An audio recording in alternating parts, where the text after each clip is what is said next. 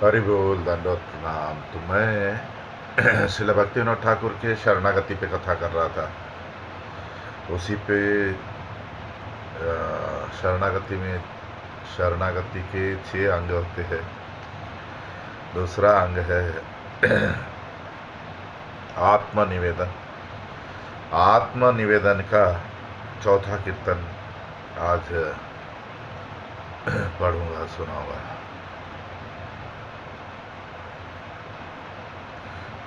अहम मम शब्द अर्थे जहा किछु है, अर्पिलूं तोमार पदे ओहे दयामय।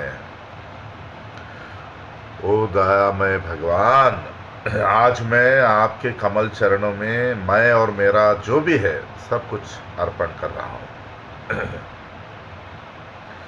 आमार आमित नाथ ना रहीमु आर, एकन हैनो आमी केवल तोमार। ओ भगवान, आज से मेरी अलग से कोई पहचान नहीं। मैं आज से आपका हूं, सिर्फ आपका। आमी शब्दे देही जीव अहमता छाड़िल, त्वदीय अभिमान आजी हृदय पशिल। तो आज से, अभी से मैंने मैं, जो मेरा मैं शब्द है, इसकी अहमता को छोड़ दिया है। मैं आपका हूं, वो अभिमान मेरे हृदय में लाया हूं।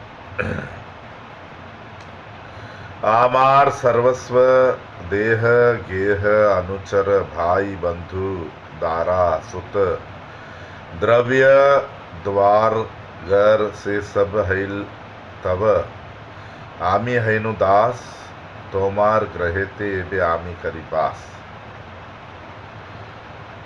जो कुछ भी मैं मेरा मानता था, मेरा शरीर, घर, नौकर चाकर, भाई, मित्र, पत्नी, संतान, घर की सारी वस्तुएं अभी से आपकी होगी। मैं आपका सेवक हूं। मैं तो बस आपके घर में रहता हूं। तुम्ही ग्रह स्वामी आमी सेवक तोमार, तोमार सुखिते चेष्टा एक नामार। आप मेरे घर के स्वामी हो, मैं सिर्फ एक सेवक हूं। आपके सुख के लिए ही मैं अभी से जो भी कार्य करूंगा। स्थूल लिंग देहे मोर सुकृत दुष्कृत, आर मोर नहे प्रभु आमित निष्कृत। आगे कह रहे हैं,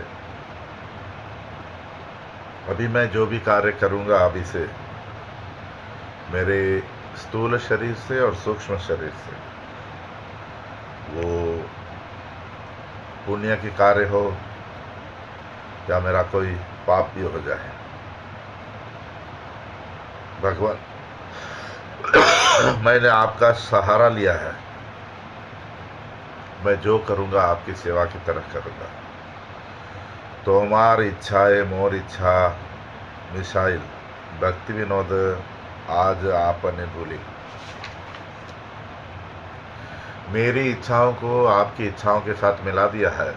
अभी से मैं भक्तिविनोद ठाकुर मेरे पूर्व जीवन को, पूर्व जो भी मैं अपना समझता हूँ, उन सब चीज को भूल गया।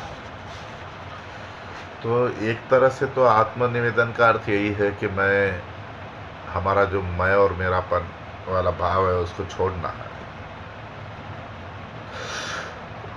वो कैसे छोड़ना है? लोग सोचते हैं कि घर छोड़ के भाग जाओ, घर अच्छा नहीं, संसार अच्छा नहीं,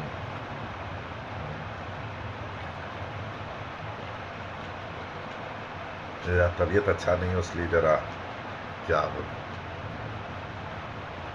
2 दिन से बुखार है, फीवर, जो भी है। बात भागने की नहीं है, बात जागने की है। सबसे पहले ये जो मैं और मेरा हम समझ के बैठे, यही माया है। छोड़ना नहीं है, इसको बदलना है इस भाव को कि सब कुछ भगवान का है। सच भी है, क्या हमारा है इस जगत में? ये शरीर भी हमारा नहीं, भगवान का दिया हुआ है। भगवान को अर्पण करेंगे तभी जीव को शांति मिलेगी, नहीं तो भटक रहा है। तो कैसे भगवान को अर्पण करना है कि हम जो अपनी अलग से पहचान बना के बैठे हैं, इसको छोड़कर हम भगवान के बन गए। मैं भगवान का दास हूँ, मैं भगवान की दासी हूँ। सच यही है। हम ये शरीर तो नहीं, हम जीव है। जीव का निज स्वरूप यही है कि हम भगवान के नित्य दास दासी हैं। जब जीव भगवान से बहिर्मुख हुआ, भगवान की सेवा छोड़ दी, स्वीकार नहीं की, तो माया ने फंसा दिया। मैं और मेरा ये माया है। तो सच को स्वीकार करना, अपने को भगवान के दास दासी के रूप में। तो इसमें पहले तो ये जो हमारी अहमता है, अहंकार, इसको छोड़ना।